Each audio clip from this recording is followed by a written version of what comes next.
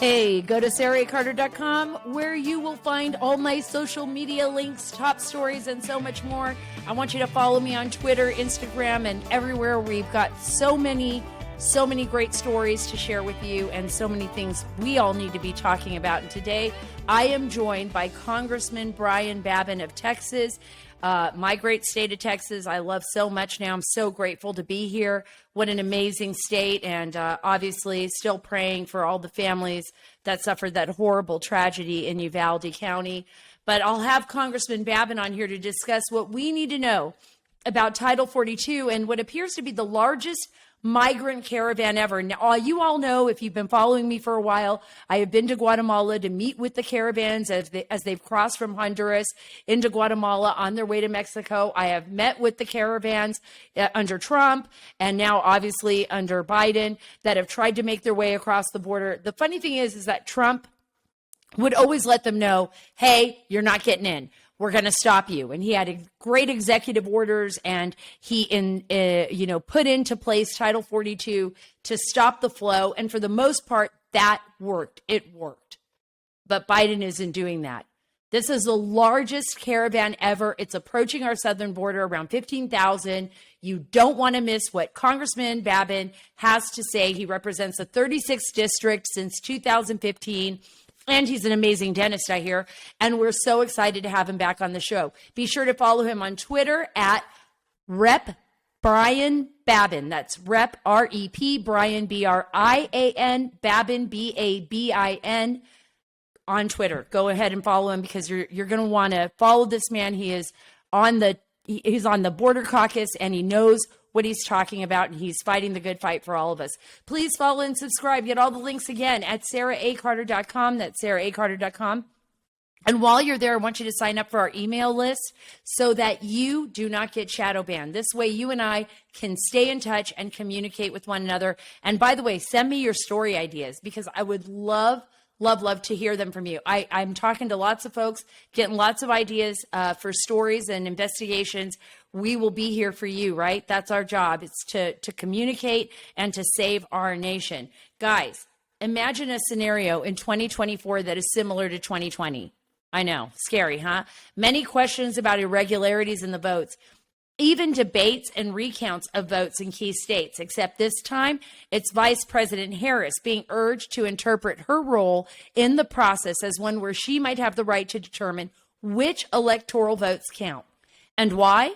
Because the Electoral Count Act isn't specific enough. The Presidential Election Project wants to see this change. So I want you to go to presidentialelectionproject.com now. I want you to sign up to get the updates, learn more about this very important procedural ceremony and what steps Congress is taking to reform and clarify our electoral process.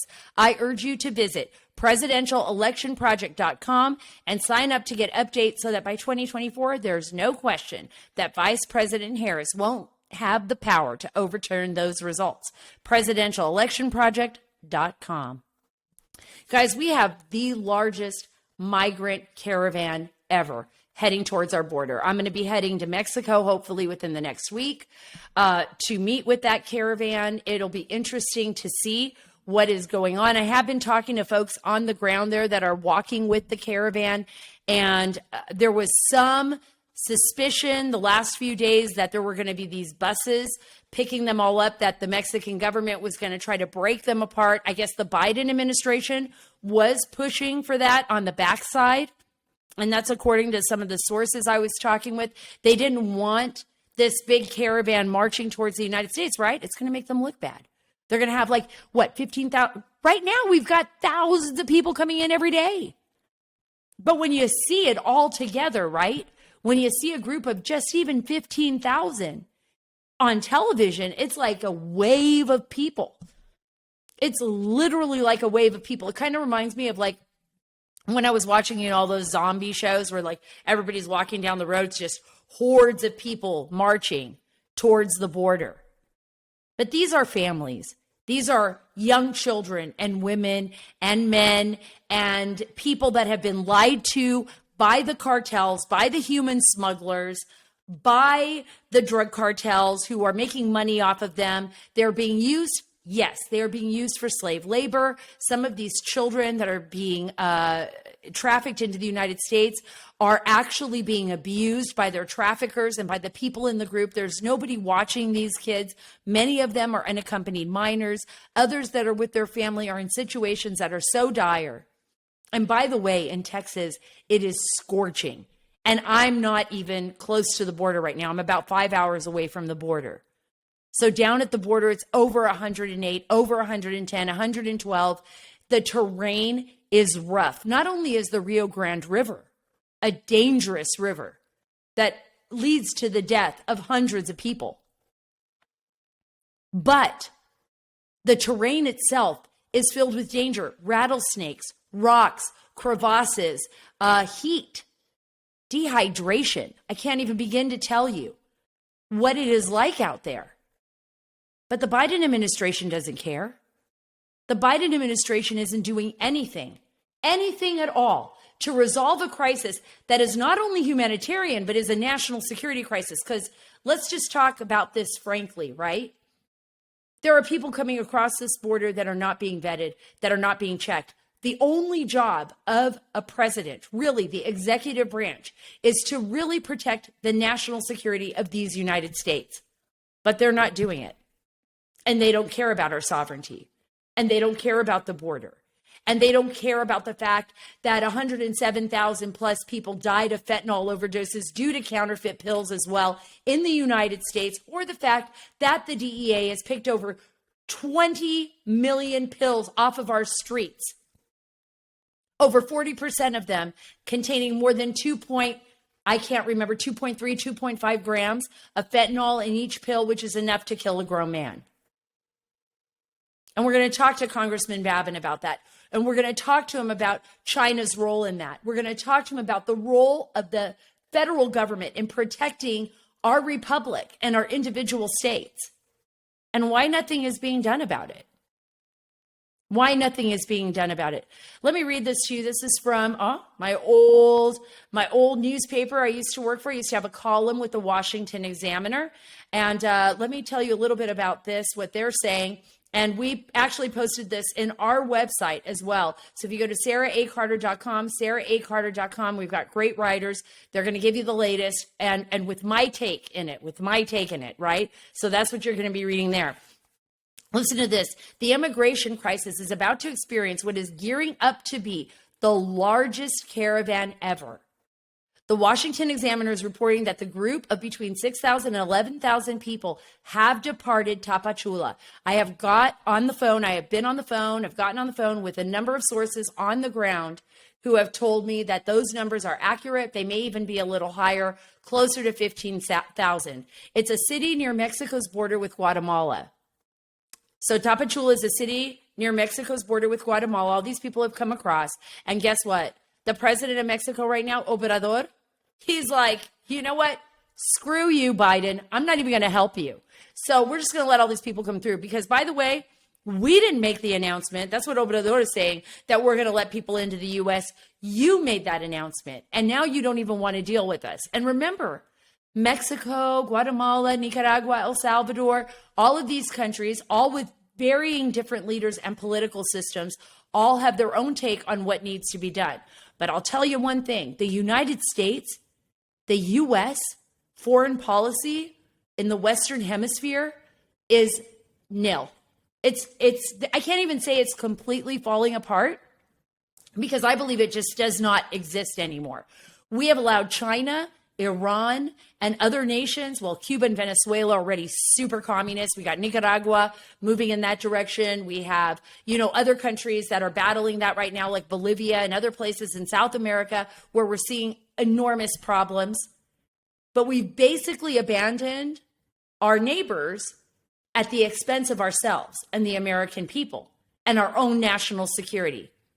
You need to be asking yourself, why is the Biden administration doing this? Why are they doing this? All it's going to do is harm our own country. We have a leader working against us, folks. That's the facts. Those are the facts.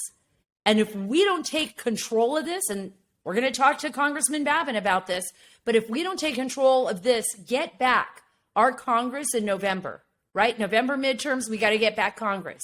And 2024, we got to win back the White House. Because I don't know what our nation's going to look like in 2.5 years from now with Biden there. We don't have any idea, but it's going to be a lot of repair, folks, a lot of repair.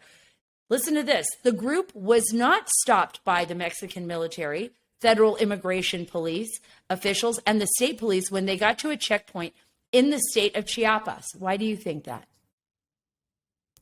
Because Mexico's done. Because we have allowed this to happen, because this administration has allowed this to happen. Even though President Trump was tough on Mexico, and there was a lot of rhetoric back and forth, believe me, AMLO, well, they call him AMLO, President Obrador, he was appreciative of that, and he respected that. He respected someone being tough with him. The Border Patrol will not be able to handle this surge. I'm going to tell you right now. They've already said there's just not enough resources to handle it. They don't even have enough resources to handle what the drug cartels are dishing out to them right now. So what's going to happen? People are just going to be let in. And with all the changes that the Biden administration has just recently made, by the way, removing the immigration court judges out of the picture, right? Now they're just going to let asylum officers give everybody credible fear grants right now. Notice to appear. Don't worry about that. Go see your asylum officer. If you have a credible fear claim, I don't care if it's that you're worried that you're going to be, tortured because you're gay, or if you think that your husband is going to beat you up, or if you believe a witch is going to shoot a lightning bolt and hit your house, you will be granted your claim. Trust me on this. That witch story, I brought it up before because it was an actual real claim that somebody had a fear that their neighbor was a witch and had put a curse on them, and they were given asylum in the United States. It's just that easy. It's just that easy. And our facilities are already overwhelmed. The migrant facilities, let alone Border Patrol, let's just talk about Border Patrol for one instant. The facilities where they house the people that are coming in are already over 203% capacity. It may be even more than that. These were numbers from last month. Right now, ICE officials are over 60% capacity, their facilities. That's what the ICE officials are telling me. Maybe even more than that. So we're already over capacity. We don't even have a place to put anybody. So guess where they're going to go? They're going to go to your neighborhoods. All these people from everywhere, people from all over the world. And some of the people coming in groups, those are people that don't have criminal records, right? For the most part, they're good people looking for a better life. They have all been lied to by our government. President Biden is literally the general leading the way for our border invasion of the United States. He's supposed to be our president, but he's not. He's literally the leader. If you want to imagine it in your mind, imagine Biden. He's kind of an nincompoop, but with, a general's 4 stars on his shoulders, leading the way, leading the troops, all of the migrants into the U.S. You have to ask yourself, what is the purpose? What is the purpose of that? And we will talk to, I promise you, we're going to get to Congressman Babin about that. He is going to be very eager to talk to you about that. The Summit of the Americas, it's happening this week in LA. Leaders from the Caribbean, of course, Cuba, can't even believe this, and North, South, and Central America are getting together to discuss ways to combat the humanitarian crisis at the border. But get this, Mexico is not going to be there. So what? They're going to be talking about climate change, folks. This is bullshit. They're going to be talking about how the climate change is affecting the migration. They're going to be sending billions of dollars, millions of your tax dollars, and they're going to be lining the pockets of NGOs and their buddies overseas to continue the same actions that are working against our nation and not working for our nation. And by the way, they're working against the entire Western Hemisphere. This is not about making life better for the poor. This is not about taking care of America, as we could see with our gas prices now and everything else. This is about them and what they want, the left wants to do to us. They want to fundamentally change our nation. Our nation is being turned upside down. They don't want it to be a republic. They do not respect the Constitution. This administration is hell-bent on turning our nation into an ideological, pseudo-Marxist nation. I think it's going to be something totally new with a little bit of that and a little bit of this, but it's going to be a whole lot of Marxism, right? And that's what I'm worried about. President Joe Biden will be in attendance. Of course, AMLO will not. I want you to take a listen to this clip. This is the AP's Chris Majirian breaking down what's going on. Give us a sense, if you will, about like sort of the larger message that this is sending from Mexico City, from these other leaders, as to what they think right now of the United States' influence in the region. So to step back for a second, the Summit of America has been held since 1994, and the goal was kind of knit together the region, have more free trade, more partnerships, and what you're kind of seeing now is sort of a fracturing, I guess I would say. You're seeing China's growing influence in the region. You're seeing the U.S. struggling to just get leaders to show up for an event. Struggling to get leaders to show up for an event, because guess what? Those leaders, they do not even respect Joe Biden. They don't even respect the United States anymore. When President Obama talked about leading from behind, well, he got it. But we are the behind. I think we are the butt of the jokes by foreign leaders. We have got to get our dignity back. We have got to get our nation back. You and I are a part of that process. Think about how awesome that is. You live in a time where you can actually make a difference, right? Where you and I can actually make a difference. Let's take advantage of that. Let's take advantage of that. I'm telling you, get involved. Get involved in your local politics. Get involved in your state politics. Get our nation back. Get our nation back. We'll talk to Congressman Babin as well about China and how it's using our weakness to spread its influence in the Western Hemisphere. Also, we're going to get to South and Central America's help. We need them to resolve this crisis, but not in the way that the Biden administration sees fit. We'll talk to Congressman Babin about that too. But before I get there, I want to tell you about AMAC. This is a way that you can get involved, right? This is a way that you can get involved from home and ensuring that your ideas reach Washington, D.C. through your advocates. And that's the Association of Mature American Citizens. I just love them. By joining AMAC, you are taking the first steps to saving the America you love.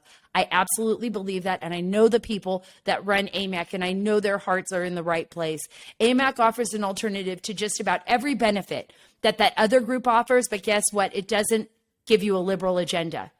Amex benefits can save you money and potentially a lot of money because they're fighting for you in Washington, D.C. Look, I stand with AMAC, and I hope that you will too. I encourage you to join today at amac.us/Carter. That's AMAC.us/Carter. The benefits of membership are great, but the cause is even greater. Join today at amac.us/Carter.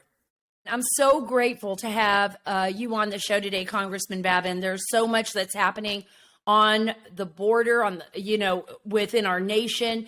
I know there are so many Americans that are so worried about the future of our country. So thank you so much for being on the show with me today.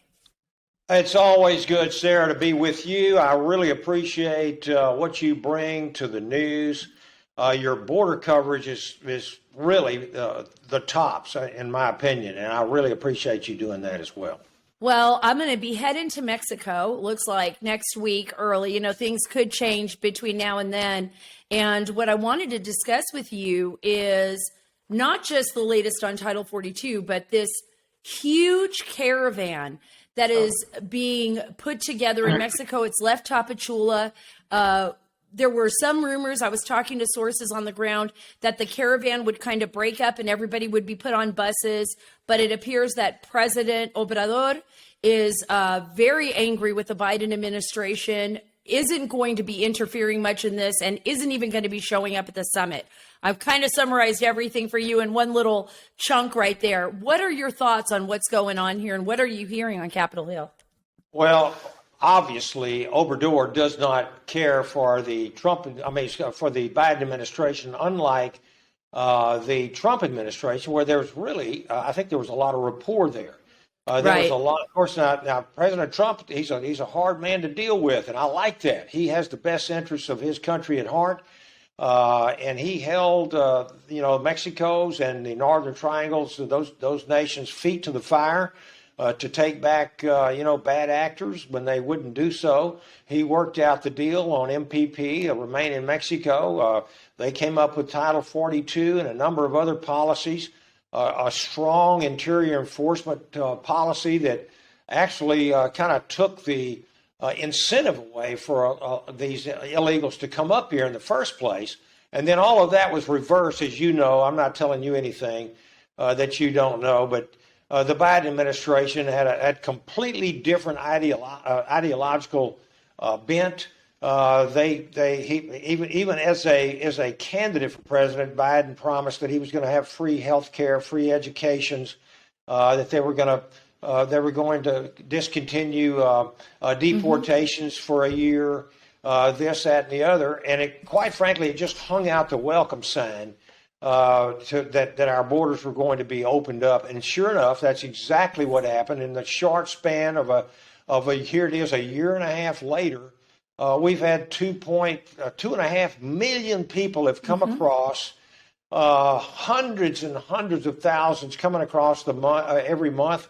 I think we're having a hard time finding what came across in May, but in April we had almost 235,000 come across. Correct. Do away with Title 42 and continue and the plans that they have. Mayorkas has to replace immigration judges with low-level bureaucrats and call them asylum officers to grant asylees parole. And you're going to have 500,000 people a month coming across our border, Sarah. It is going to be an unmitigated humanitarian disaster on all fronts. We will have, by the end of this president's term, we will probably have 12 to 14 million, which will have come across our border, overloading everything.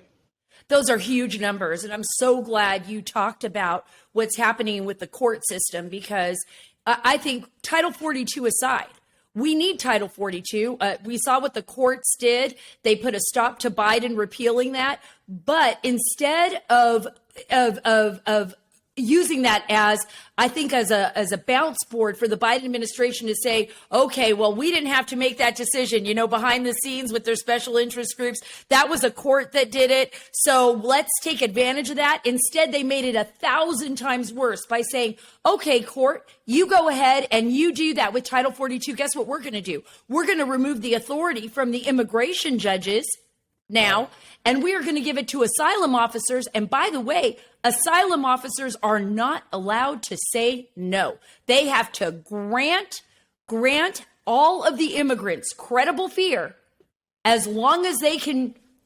I think as long as they just say credible fear. That's what we've been hearing from all of the ICE officers I've talked to, that there will be a flood of people coming in here regardless of Title 42. Am I right or am I wrong?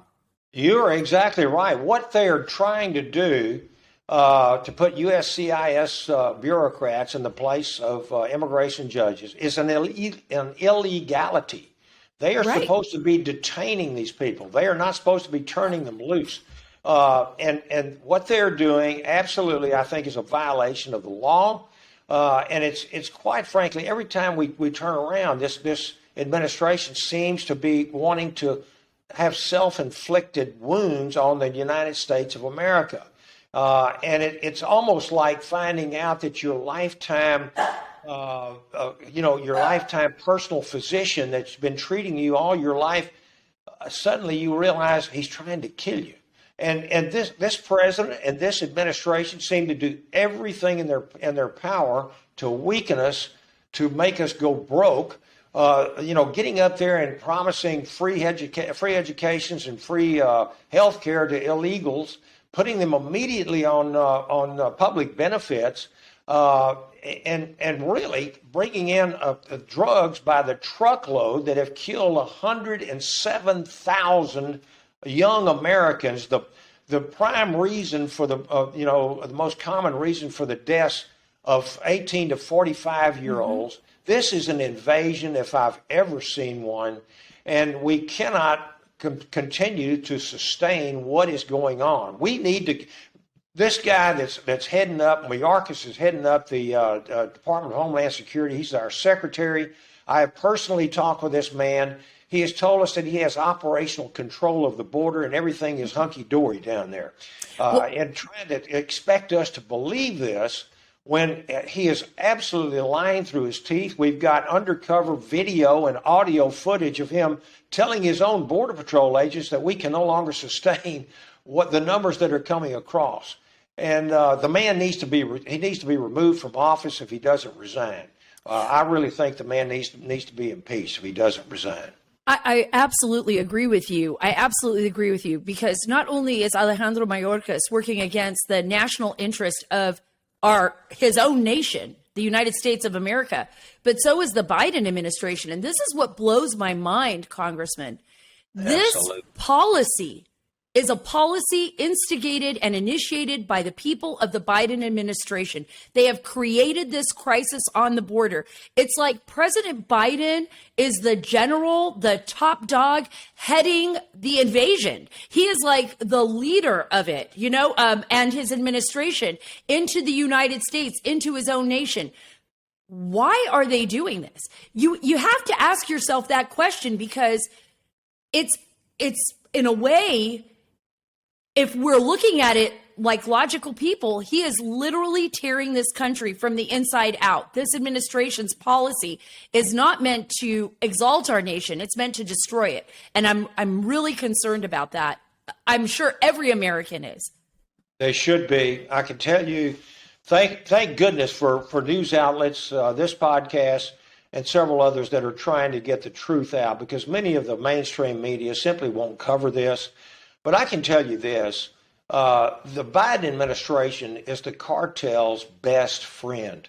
They have enabled the cartels to make billions and billions of dollars at the expense of the American people, at the expense of the migrants themselves. There's been over 700 bodies found down there. That's the ones we find.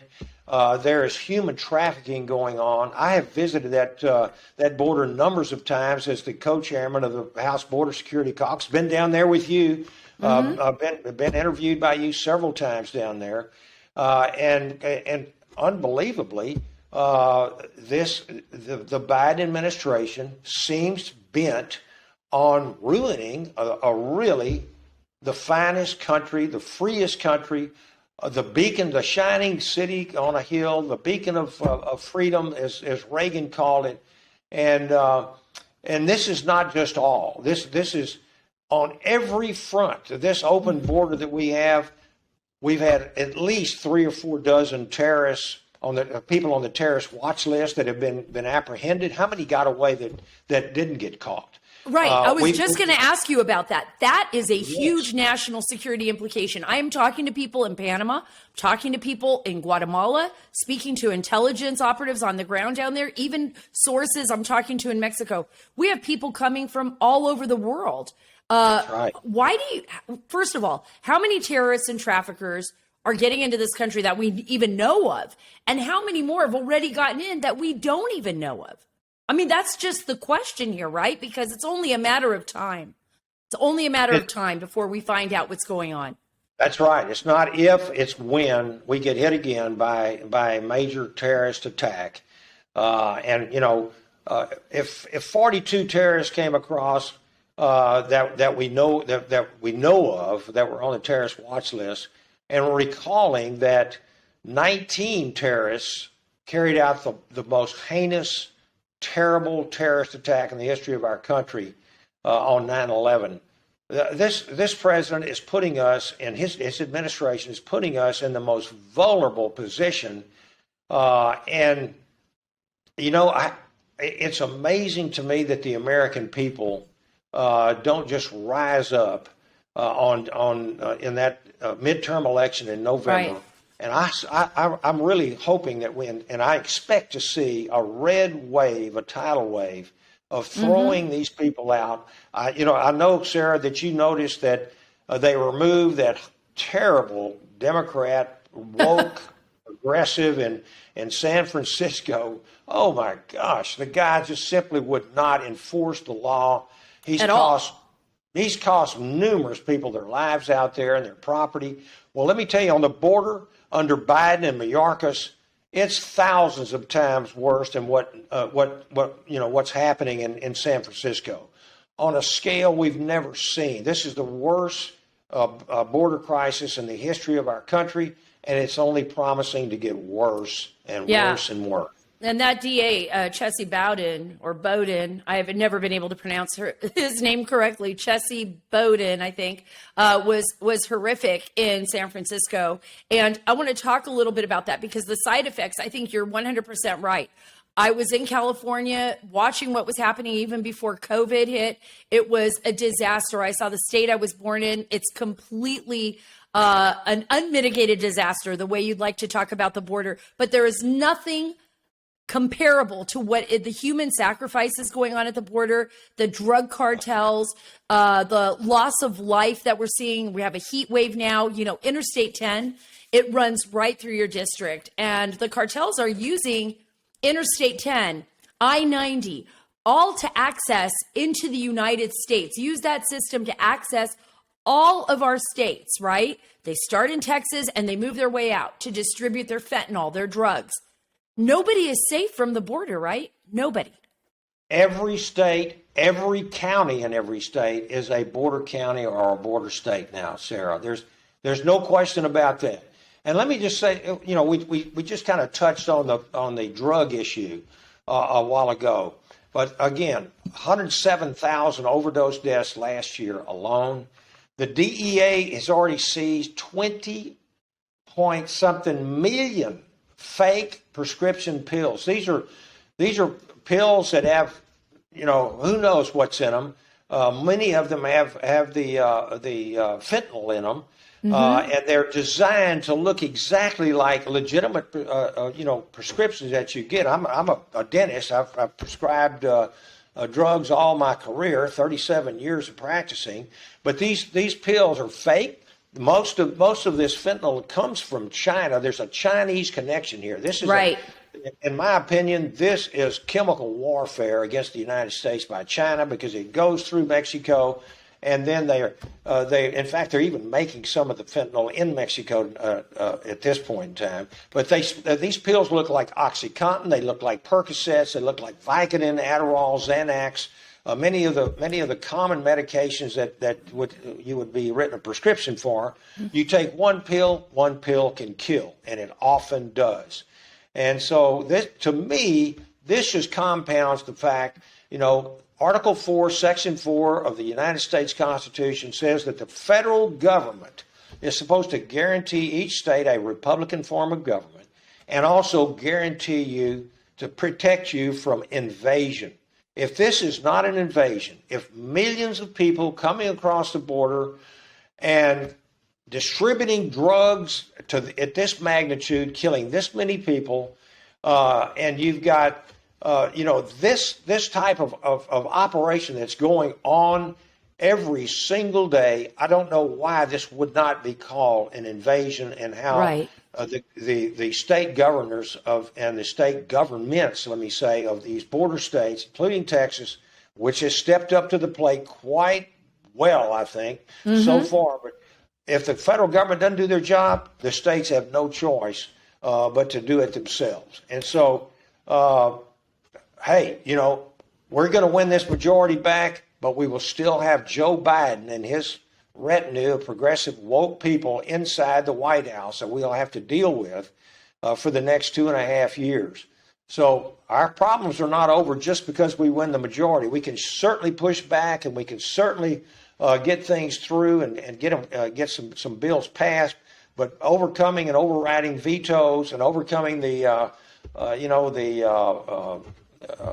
what is in the Senate, the cloture, filibuster.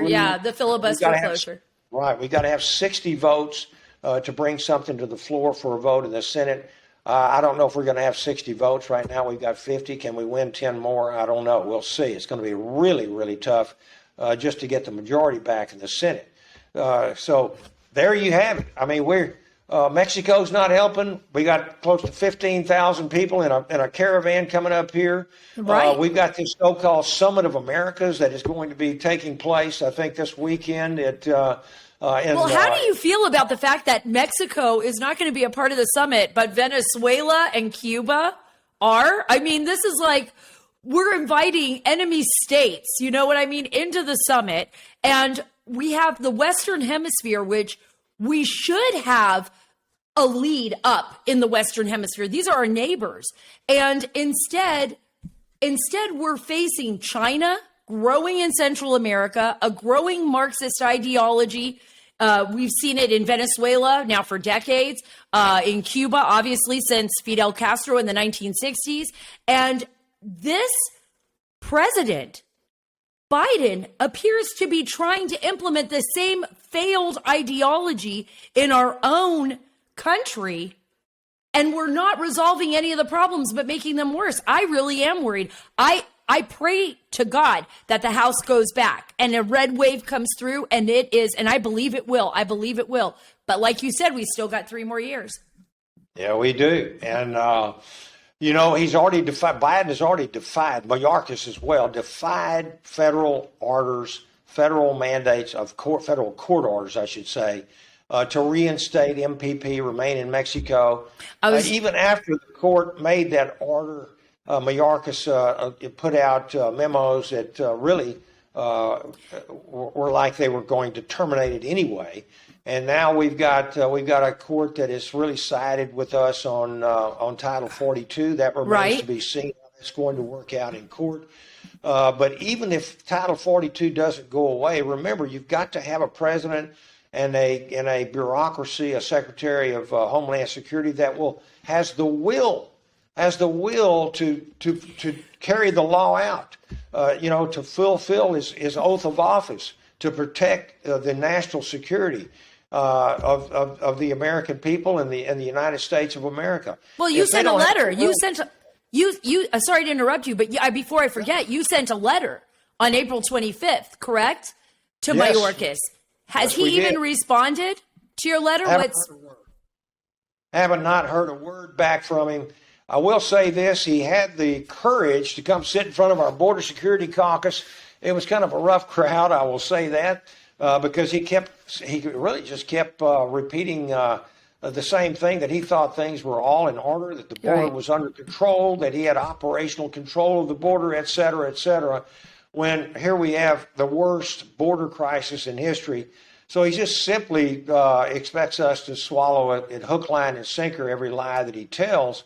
Which is why I think we put him on notice that he's going to be removed from office if he doesn't resign when we get the majority back. We just sent that letter. The letter was signed by all of our leadership in the Republican conference, and I think he better sit up and take notice. That's all I can say. Well, speaking of silence from the Biden administration, what do you make of borders Kamala Harris's lack of leadership on this issue? I mean, she's supposed to be down at the border. We never hear or see her anywhere near this. No, I think she got within about 300 or 400 yards of the border on one occasion. That's right. That was about as close as she got. Now she's working to send a couple of $1 billion down there to Central America to try to get to the so-called, quote, root causes of their problems. Throwing money at these problems down there will do no good as long as you've got a failure of will by this president and his administration to honor and carry out their oaths of office, to enforce the law. And they simply enforce the laws they want, and they ignore the laws that they don't want. We're seeing that over and over again. Well, right now, the root cause of this problem is the Biden administration. And by the way, throwing billions of taxpayer dollars to Central America without any oversight, I'd like to know how many NGOs, non-governmental organizations that are somehow connected or in a way separated by one person to members of the Biden administration will be pocketing a lot of that money. I'd like to know that. because I really would like to know where my tax dollars are going. And I can tell you this, there's a lot of governments right now. I've spoken to President Giammattei in Guatemala. There are others out there that don't even believe their poverty-stricken people will even see 5 cents on the dollar with these donations. Well, you're exactly right. There's no accountability there. Some of this money will be tax money. Some of it is coming from actually private corporations.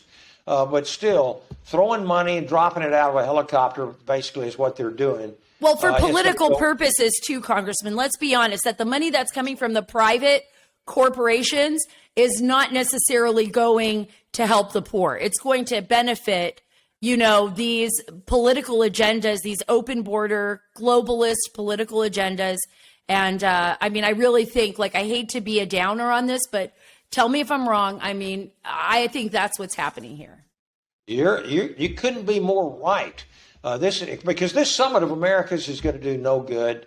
Going down there and sending a couple of $1 billion will do no good. It'll disappear down a rat hole. What has to be done? This administration has got to have the will to do their mandate, to end this catch and release. We've got to have interior enforcement. We've got to be deporting people. They've got to know that they're risking their lives and their fortunes coming up here, but they're betting on a come. And the cartels are making billions and billions of dollars. It's extremely dangerous for these people to come up here. We've got to keep Title 42. We've got to re-implement Remain in Mexico. That works. We've got to finish the border wall, for goodness sakes. The border wall works. We have billions of dollars down there sitting, rusting away of materials that this administration, the state of Texas would gladly, in fact, had plans to utilize some of this material to build a state-built wall. And yet the Biden administration came in and took it away and made sure that the state of Texas could not get their hands on these materials. And we've got wide open spaces. There was nearly 500 miles of wall built under President Trump, but a lot of it didn't even have gates installed. So people just walk right through the gates. We got to hold other nations accountable. And Mexico has got to be brought back. The fire's got to be lit under them. This Biden administration has no pull with Mexico or any other nation for that matter. Unlike the Trump administration, I can tell you that the withdrawal of Afghanistan has precipitated the invasion of Ukraine by Russia. And now this is the same reason Mexico is jumping ship from helping us on the border. This 100%. Stuff would never have happened under President Trump's watch. I can tell you that. Oh, absolutely not. And before I let you go, I'm gonna have you. I want to talk to you a little bit about what's happening in our country now as far as gas prices, because you talk about the American people. Well, the American people are suffering right now. We're seeing the average price of gasoline right now today at $5 or more per gallon. I mean, that's crazy. I mean, this is having a catastrophic impact on American families. What's going on here?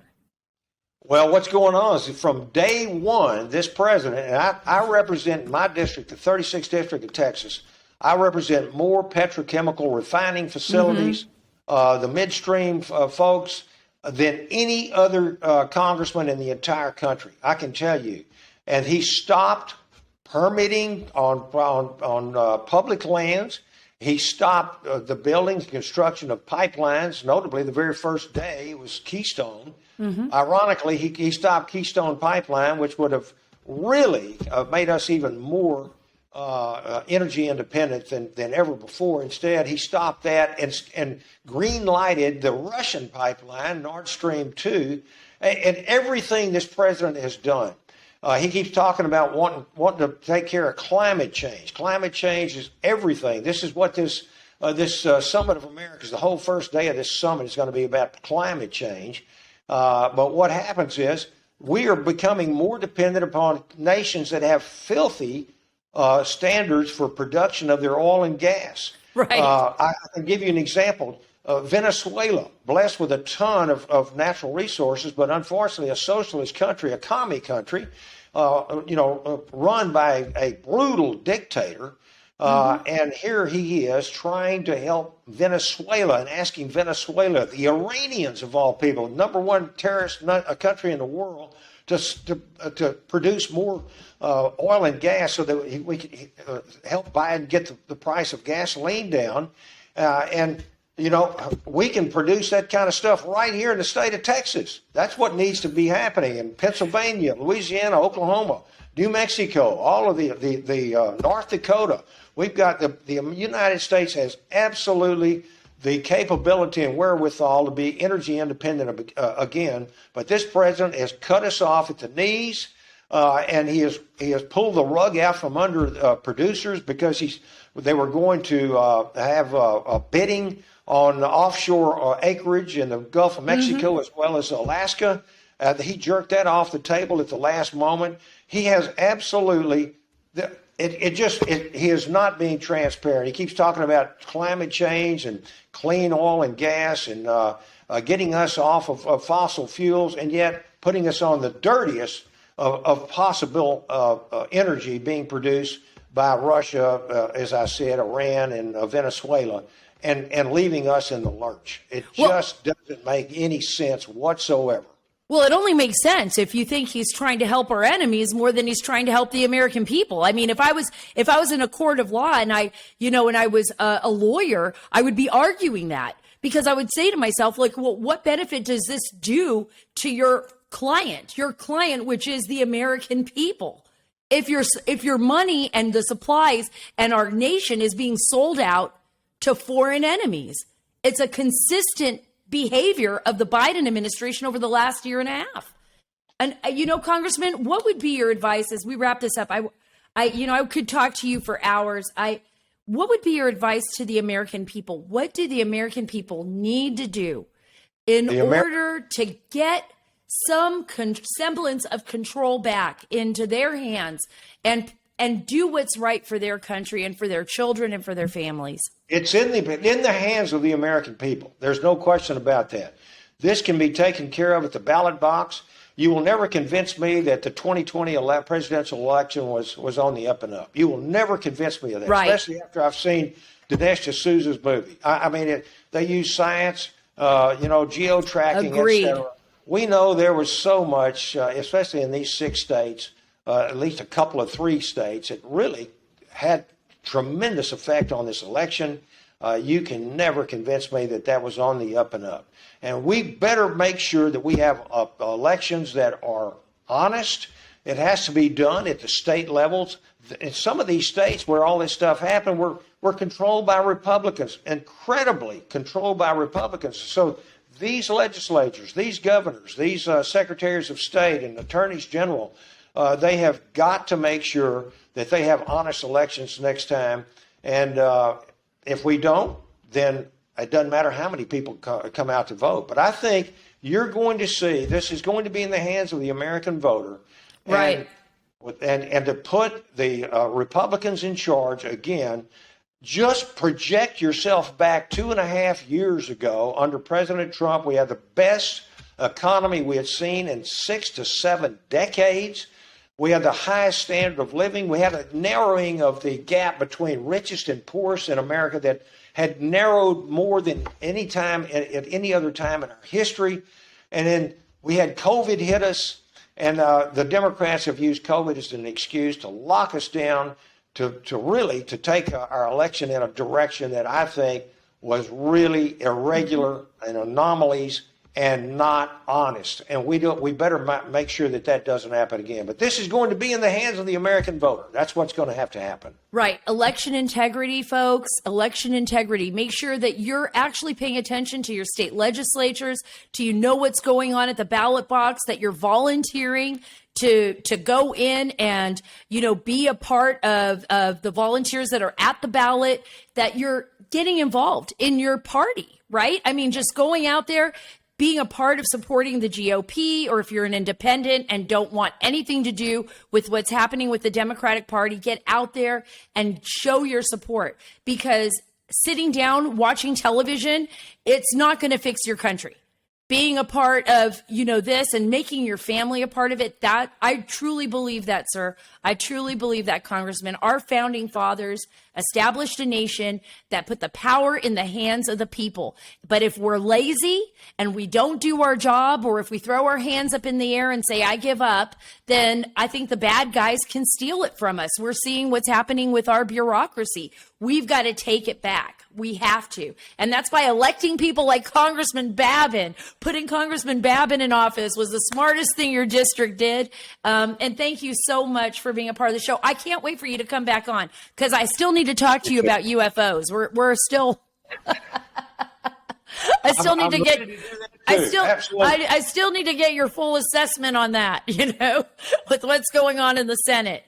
I say bring back the Republicans, and then they'll get to the bottom of that question. Well, it's in the voters' hands, just as I said, and so we'll see. And I'm ready to come back and talk some more, Sarah. God bless you and your family, and thank you for what you're doing as well. Oh, thank you so much, Congressman Babin. Say hello to your beautiful family, and I'll see you soon in Texas. You bet. 17 grandkids. We've got to make it right for them. We've got to hold on to this American dream.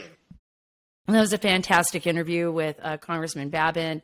Like I said, we have great guests here, wonderful guests here on the Sarah Carter Show that are able to bring Washington right into our homes, right? And let us know, without all that crazy Washingtonian swamp speak, what's going on. So I'm really grateful for Congressman Babin and hope to bring him back on the show. But before we get to the close of the show, because I know you guys always love that opinion piece at the end, I want to tell you a little bit about MyPillow. You guys know that I love Michael Lindell. Everything about this show is about people that love our country, right? Great patriots, people that have products that are made in America. This is one of them. Michael Lindell has amazing sheets. I'm actually ordering some more. I order them myself using my own promo code because I want Mike and his company to flourish. And that promo code is Carter. And the slippers, the MySlippers. I love these slippers. The current offer right now for MySlippers, you get $90 off with the promo code Carter. And I'm telling you, these are amazing slippers. And you know how much those slippers cost. You buy them anywhere else, and they're not even as good. Mike's slippers are amazing. The regular price for slippers are usually $139.98, but the blowout price right now, listen to this, $49.98 with the promo code Carter. It took 2 years to develop their exclusive 4-tier cushioning system. It's a 4-tier cushioning system. I'm telling you, you can wear them inside or out. They're patented. The fill is amazing. It's like memory foam, and it helps prevent fatigue on your feet. And I'm always walking around. I'm always moving back and forth in my house, getting things done. I have my office here where I do my podcast. They're patented gel impact. Like I said, indoor and outdoor, available in a variety of styles and colors. And more importantly, you have a 60-day money-back guarantee and a 1-year limited warranty. So you can't lose, guys. You can't lose on this. Go to mypillow.com/Carter or call 1-800-685-7221 for the MySlippers at only $49.95. While you're there, take advantage of the deep discounts on all MyPillow products, including the BOGO extravaganza on bed sheets, MyPillows, and more. Visit mypillow.com/Carter or call 1-800-685-7221 today for the most comfortable slippers you'll ever own and get Mike's book free. mypillow.com/Carter or call 1-800-685-7221.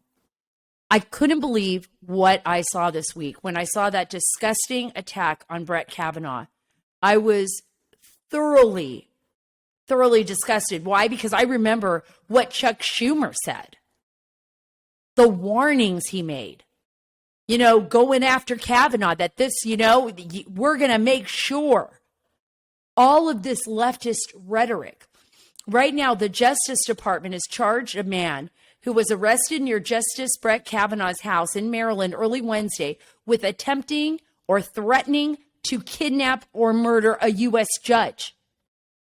This is unbelievable. You want to know why this is happening? Because the Department of Justice does not even care. It's feckless.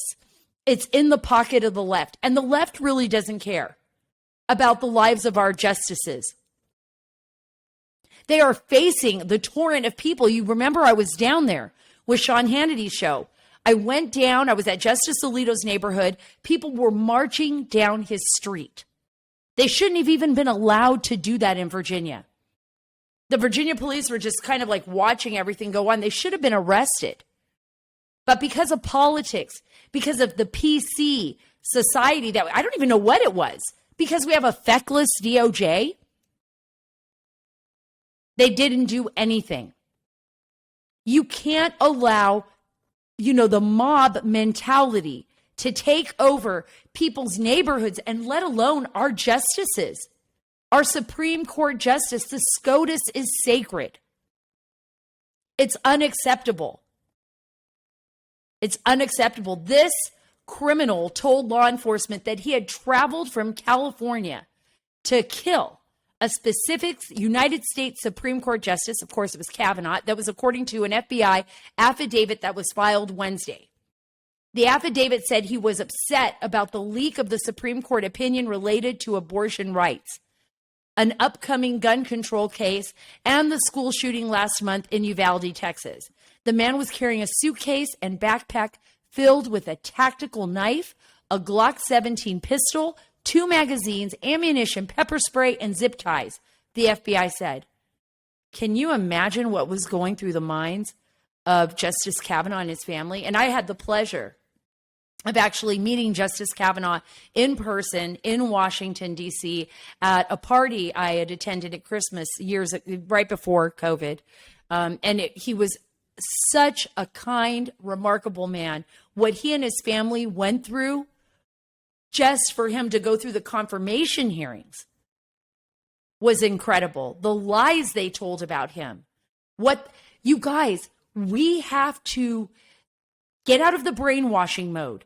Don't allow the mainstream media outlets or whatever to lie anymore. That's the reason why Elon Musk, everybody else has come out and said, look at the facts. Look at the truth. All you have to do is seek the truth. That truth really will set you free. The lies that have been permeated by Hillary Clinton, by the left, the lies that they said about our Supreme Court justices, the way they have treated good people, people who fight for the right to life. How could you not want to fight for the right to life for a baby? People that have good souls, good hearts. They've turned those people into criminals, and they've exalted, like crazy, weird drag queen readers for our children in, libraries and elementary schools. We're taking our kids now to strip shows. To what? To prove that we're what? To prove that we're hip, that we're accepting? You don't have to be accepting of everything. Guess what? That's a lie too. You don't have to say everything's okay. Not everything is okay. And there is such thing as crazy people. There are crazy people out there. That's okay. We don't need to be PC about that.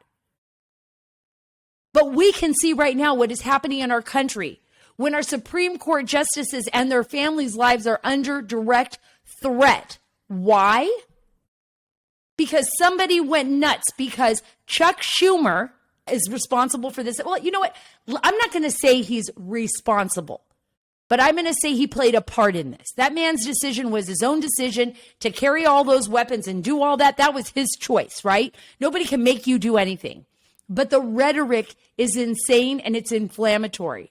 It's inflammatory. I want you to listen to this. This is Chuck Schumer from March 4th, 2020. Listen. I want to tell you, Gorsuch, I want to tell you, Kavanaugh, you have released the whirlwind and you will pay the price. That was just awful. That's just unbelievable. That's just awful. He will release the whirlwind. What did that mean, Chuck Schumer? What does that mean?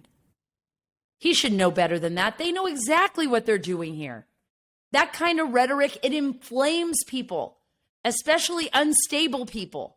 We all have to be more careful about the things that we say about one another. That was totally unacceptable coming from a United States Senator, Chuck Schumer. It's unacceptable.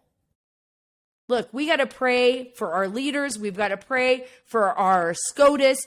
I don't want to see anything happen to any of them.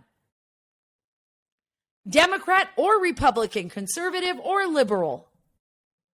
We need to start getting back to a point where we put our country and our families and our children first, folks. Don't be lied to anymore. Don't be fooled. Go back, listen to some of my podcasts. Go back and listen to Professor Gad Saad, who I had on the show. He talks about the parasitic mind and ways of avoiding falling into these traps. You don't need to believe and accept everything. You have a mind of your own. You know the difference between right and wrong.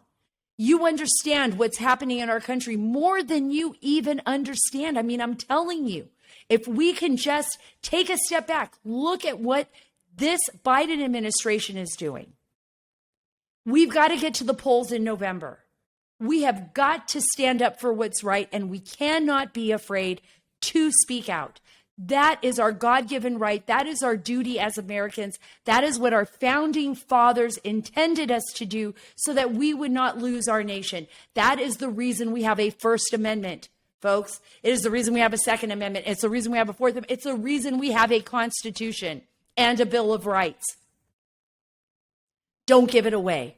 Fight for it, believe in it, and we do that fighting at the polls. We do that fighting at the ballot box. We ensure that we protect our nation in the right way. And God bless our Supreme Court. God bless Justice Kavanaugh and his family. And God bless our great nation. Thank you so much for being a part of the Sara Carter Show. Don't forget to go to saracarter.com. Get all of my links there for all my social media. And please join our email list. That is at don't forget the Carter.com.